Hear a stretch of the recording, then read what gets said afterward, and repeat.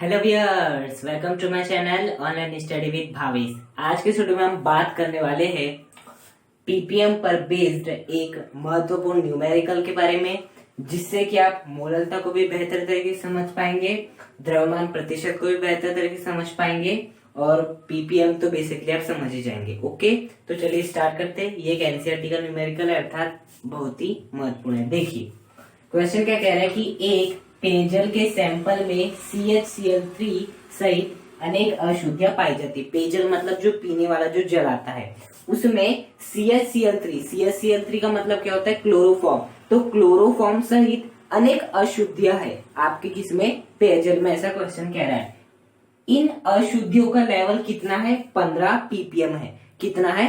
15 ppm है, वो भी किसकी दृष्टि से? द्रव्यमान की दृष्टि से। अब हम मान लेते हैं कि 15 ppm का मतलब क्या होता है, देखते हैं, इसे समझने का प्रयास करते हैं। देखिए 15 ppm का मतलब ये होता है, यदि हम ppm की बात करें तो ppm का फॉर्मूला कितना होता है? ppm का फॉर्मूला होता है विलेय का भार डिवाइड बाय, यहाँ पर क्या आता है आपका? विलियन का भार आता है, इनटू क्या आता है? 10 की घात 6 आता है। अर्थात यदि मैं विलियन का भार 10 की घात 6 लू, मतलब कि 10 लाखवें भाग में उपस्थित, 10 लाखवें किसी विलियन के 10 लाखवें भाग में उपस्थित विलेय का भार कितना है, ये कौन बताता है आपको? पीपीएम बताते हैं। ओके, मतलब 10 लाख यदि मैं विलियन लू, विलियन का यदि मैं 10 लाख वा भाग लू, तो उसमें विलेय कितना है वो कौन बताता है? पीपीएम बताता है। अब देखिए यहाँ पर क्या लिखा है? 15 ppm लिखा है। अर्थात यदि मैं विलियन का 10 की घात 6 अर्थात 10 लाखवां भाग लेता हूं, तो उसमें जो आपका विलेय है, विलेय कौन है यहाँ पर? देखिए पेयजल में क्या मिला हुआ है? CHCl3।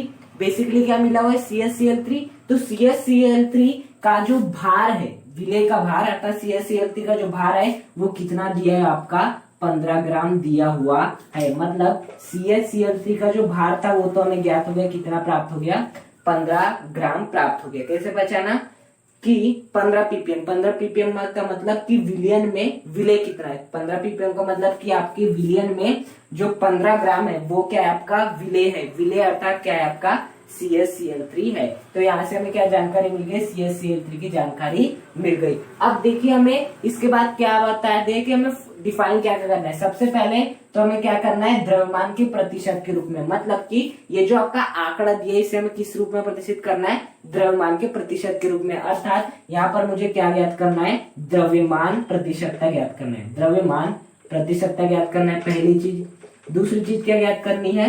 कि जल के सैंपल में CHCl3 की मोललता, मतलब मुझे सेकंड चीज क्या ज्ञात करनी है? मोललता का भी मान ज्ञात करना है। ओके, तो बेसिकली हमें मोललता और द्रव्यमान प्रतिशतता ज्ञात करना है। तो हम सबसे पहले क्वेश्चन को जिस प्रकार से सॉल्व करते हुए स्टार्ट करते, सबसे पहले यहाँ पर हम क्या लिखेंगे? सॉल्यूशन। यहाँ पर हमें आंसर नहीं लिखना है। उसके बाद यहाँ क्या है? जो जो आपको दिया गया है वो लिख लेते हैं। सबसे पहले आपको CHCl3 का भार दिया है। कितना दिया है CHCl3 का भार, जिसे हम द्रव्यमान भी कहते हैं, आपका 15 ग्राम दिया है। इतना दिया है। देखिए पेयजल यानी पीने का जल, तो पीने के जल में अशुद्धियां मिली है, वो भी बेसिकली मेन अशुद्धि कौन सी? CHCl3। मतलब कि आपका जो जल होगा वो क्या होगा? विलायक होगा, क्योंकि उस विलायक में आपकी क्या मिली हुई है? अशुद्धियां अर्थात विलेय मिला हुआ है, तब आपका क्या बना है? विलियन बना। अर्थात विलियन में कौन कौन होगी? एक तो अशुद्धि होगी, साथ ही साथ जल भी होगा। तो अर्थात मैं यहाँ बोल सकता हूँ जो आपका जल होगा वो क्या होगा? यहाँ पर आपका विलायक होगा। जल क्या होगा? आपका विलायक होगा। विलायक का जो भार है वो कितना होगा? अब हमें नहीं मालूम क्या है, क्योंकि यहाँ तो हमें केवल 15 ppm दिया। देखिए 15 ppm का मतलब है कि जो आपका विलेय है वो कितना है? आपका 15 ग्राम है। और जो आपका विलियन है, क्या है आपका? विलियन है। विलियन का जो भार है वो कितना है आपका? 10 लाखवां भाग है। कितना भाग है? 10 लाखवां भाग है। मतलब कि पीपीएम का बेसिकली में यही तो मतलब होता है कि यदि मैं विलियन का 10 लाखवां भाग लू, तो उसमें आपका विलेय कितना है? 15 ppm मत दिया है। मतलब कि यदि मैंने विलियन का 10 लाखवां भाग लिया है तो उसमें विलेय आपका 15 ग्राम है। तो 15 ग्राम तो मैंने लिख लिया, लेकिन आपका विलियन कितना है? 10 या 6 ग्राम है। और ये विलियन में क्या क्या होगा? एक तो आपका जल होगा और अशुद्धि होगी। क्या हो गया, जल भी होगी और अशुद्धि होगी। ये हो गई विलेय, जो कि आपकी CaCl3 है, वो अशुद्धि का भी काम करी। देखिए पेयजल के सैंपल में CaCl3 सही अनेक अशुद्धियां पाई जाती है। और ये हो गया आपका जल, क्या हो गया आपका, विलायक हो गया। हाँ, तो देखिए आपका विलेय प्लस विलायक क्या होता है, आपका विलेय प्लस विलायक की यदि मैं बात करूं तो आपका टोटल क्या बन जाता है, विलयन बन जाता है। अब यदि मुझे यहाँ से विलायक का मान निकालना हो तो मैं इस विलेय को इस साइड में भेज दूंगा, तो अब बेसिकली जो आपका विलायक हो जाएगा वो किसके बराबर हो जाएगा, विलयन माइनस विलेय के बराबर हो जाएगा। किसके बराबर हो जाएगा, विलयन माइनस विलेय के बराबर। तो इस प्रकार से हम क्या निकाल सकते हैं, विलायक का मान। तो देखिए जो आपका बेसिकली जल है वो क्या आपका विलायक है। क्या आपको विलेय का भार दे रखा है, बिल्कुल 15 ग्राम। क्या विलयन का भार दे रखा है, बिल्कुल 10/6 ग्राम। तो मैं आसानी से क्या निकाल सकता हूँ, विलायक करता है जल का भार। तो मैं क्या करता हूँ, विलयन, विलयन क्या आपका 10/6 ग्राम है, माइनस विलेय अर्थात CaCl3 उसका भार कितना है, 15 है। तो मैं क्या कर देता हूँ, 10/6 में से 15 को क्या कर देता हूँ, माइनस करता हूँ। अब आप ही सोचिए 10 लाख कितनी बड़ी संख्या है, उसमें से यदि मैं 15 भी माइनस करता हूँ तो क्या कुछ फर्क आने वाला है, बिल्कुल नहीं आने वाला है। अर्थात मैं 10/6 माइनस 15 को कितना लिख सकता हूँ, 10/6 ही लिख सकता हूँ। क्योंकि यदि मैं 10 लाख में से, जैसे कि मैं एक में से यदि मैं क्या घटा दूं आपका 0.00001, तो आपको जो वैल्यू प्राप्त होगी वो लगभग एक ही प्राप्त होगी, है कि नहीं। एक में से यदि इतना घटाओगे तो थोड़ी ना कुछ घटने वाला है, लगभग एक ही प्राप्त होगा। तो उसी प्रकार से यदि मैं 10 लाख में से 15 भी घटाऊं तो मुझे कितना आंसर मिलेगा, 10 लाख ही मिलेगा। तो इस प्रकार से हमने विलायक का भी भार डिफाइन कर लिए, विलयन का भी भार डिफाइन कर लिए और CaCl3 का भी क्या भार डिफाइन कर लिए। ओके, तो ये हमें दिया है। अब इसके बाद जो जो हमें ज्ञात करना है वो हम लिख लेते हैं। ज्ञात क्या क्या करना है आपको, ज्ञात करना है, ज्ञात करना है, क्या क्या ज्ञात करना है। सबसे पहले तो हमें मोललता का मान ज्ञात करना है, CaCl3 की मोललता, CaCl3 की मोललता। और क्या करना है, द्रव्यमान प्रतिशतता, द्रव्यमान प्रतिशतता। ये दो चीज हमें क्या करनी है, डिफाइन करनी है। ओके, तो सबसे पहले हम क्या ज्ञात कर लेते हैं, CaCl3 की मोललता ज्ञात कर लेते हैं। क्या ज्ञात कर लेते हैं, CaCl3 की मोललता ज्ञात कर लेते हैं। तो CaCl3 की जो मोललता होगी, CaCl3 की मोललता, मोललता का बेसिकली फॉर्मूला क्या है, तो होता है आपका विलेय का भार। विलेय क्या आपका CaCl3, तो यहाँ पर क्या आ जाएगा CaCl3 का भार डिवाइड में क्या आ जाता है, CaCl3 का अणुभार आ जाता है। क्या आ जाता है, CaCl3 का अणुभार आ जाता है, गुणा यहाँ पर क्या आता है आपका विलायक का भार आता है। अब आपका विलायक क्या है, जल है, तो यहाँ पर क्या आ जाएगा आपका जल का भार आ जाएगा। अब यदि मैं जल का भार, आपको किसमें दिया हुआ है जल का भार, जो हमने निकाला 10/6 वो ग्राम में दिया है। अब जब जल का भार यदि ग्राम में दिया तो ऊपर में किसका इंटू कर दूंगा, 1000 का इंटू कर दूंगा। तो CaCl3 का भार कितना दिया है, 15 ग्राम दिया है, इंटू आपका 1000, जैसा का वैसा आ जाएगा। उसके बाद देखिए CaCl3 का अणुभार वो हमें निकालना है। तो देखिए CaCl3 का अणुभार निकालने के लिए CHCl3, देखिए एक कार्बन का कितना होता है 12, एक हाइड्रोजन कितना होता है 1, एक क्लोरीन का कितना होता है 35.5, एक क्लोरीन का कितना होता है आपका 35.5, तो 3 क्लोरीन का कितना हो जाएगा 3 × 35.5 हो जाएगा।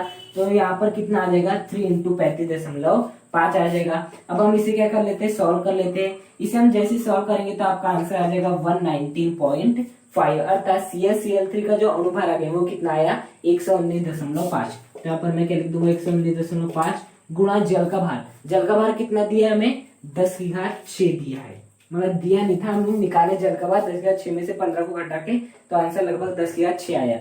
तो आंसर कितना आ गया हमारा 10/6 आ गया। अब देखिए इसे सॉल्व करते हैं, 15 गुणा, देखिए जैसे मैं इस पॉइंट को हटाऊंगा, यहाँ पॉइंट रख देते हैं, 15 गुणा 1000 को मैं क्या लिख सकता हूँ 10/3 लिख सकता हूँ। उसके बाद 119.5। अब देखिए जैसे मैं दशमलव को हटाता हूँ तो यहाँ पर क्या लग जाएगा 1, दशमलव के बाद कितने अंक है, एक ही अंक है, तो यहाँ पर क्या आ जाएगा 0 आ जाएगा। ओके, अब एक ये हो जाएगा 1195 गुणा क्या हो जाएगा 10/6 हो जाएगा। क्या हो जाएगा गुणा 10/6 हो जाएगा।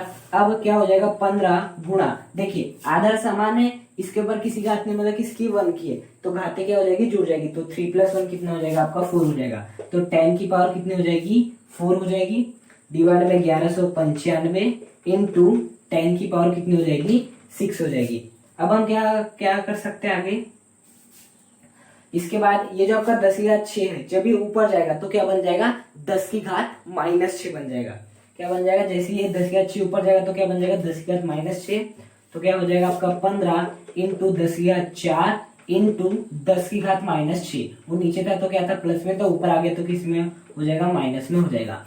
अब देखिए आधार समान है, यहाँ भी 10 है यहाँ भी 10 है, तो हम आधार को एक बार लिखेंगे और जो आपकी घातें है 4 और -6 वो क्या हो जाएगी आपस में जुड़ जाएगी। तो हम क्या कर सकते हैं 15 इंटू 10 की घात 4 प्लस -6, आधार समान होने पे घातें जुड़ जाती है तो 4 प्लस -6 डिवाइड बाई 1195। अब बताइए 4 प्लस -6 कितना हो जाएगा आपका 4 - 6 हो जाएगा। और यदि मैं बात करूं 4 - 6 की, तो 4 - 6 कितना हो जाता है आपका -2 हो जाता है। कितना हो जाता है -2। तो बेसिकली जो मोललता आएगी वो इसे सॉल्व करने पर अर्थात 15 इंटू 10 की घात -2 अपॉन 1195 को सॉल्व करने पर प्राप्त होगी। देखिए अब हम क्या कर लेते हैं 15 डिवाइड बाय 1195 कर लेते हैं इंटू 10 की घात -2। क्या मैं इसको इस प्रकार से लिख सकता हूँ 15/1195 इंटू 10 की घात कितना हो जाएगा आपका -2 हो जाएगा। अब देखिए इसे हम आगे सॉल्व कर लेते हैं, तो 15 डिवाइड बाय 1195 कितना हो जाएगा आपका 0.01255। कितना हो जाएगा 0.01255 इंटू क्या हो जाएगा 10 की घात -2 हो जाएगा। क्या हो जाएगा आपका 10 की घात -2 हो जाएगा। तो यही निकल जाएगी आपकी किसकी मोललता CaCl3 की मोललता प्राप्त हो जाएगी। तो इस प्रकार से हमें मोललता का मान प्राप्त हो गया। अब हम क्या करेंगे द्रव्यमान के प्रतिशत रूप में से क्या करेंगे प्रदर्शित करेंगे। ये क्वेश्चन यदि हम बात करें तो एकदम आसान था, बस आपको मोललता का फॉर्मूला लगाना है, सब आंकड़े दिए हुए हैं, द्रव्यमान प्रतिशत का भी फॉर्मूला है, सब आंकड़े दिए हुए। मेन क्वेश्चन है कहाँ फंसा है आपको, ये 15 ppm देख के, इसको आपको देख के करना था। अब हम क्या कर लेते हैं द्रव्यमान प्रतिशतता का मान ज्ञात कर लेते हैं।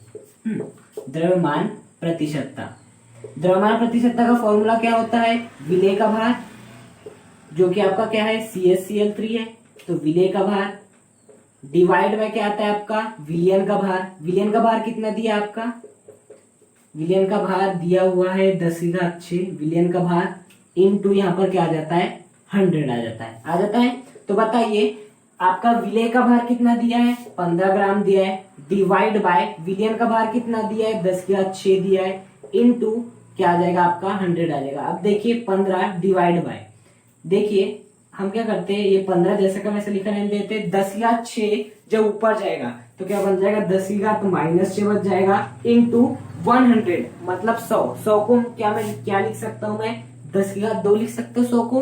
अब देखिए आधार समान है तो घातें क्या हो जाएगी जुड़ जाएगी, तो 10 -6 + 2 आधार समान होने पे घातें क्या हो जाती है जुड़ जाती है। तो फाइनली क्या हो जाएगा आपका 15 इंटू 10 की घात -6 + 2 कितना हो जाएगा आपका -4 हो जाएगा। तो बेसिकली जो आपकी द्रव्यमान प्रतिशतता निकल गई वो कितनी निकल गई 15 इंटू 10 की घात -4% निकल गई। तो इस प्रकार से हम द्रव्यमान प्रतिशतता भी ज्ञात कर सकते हो, मोललता का मान भी ज्ञात कर सकते हैं।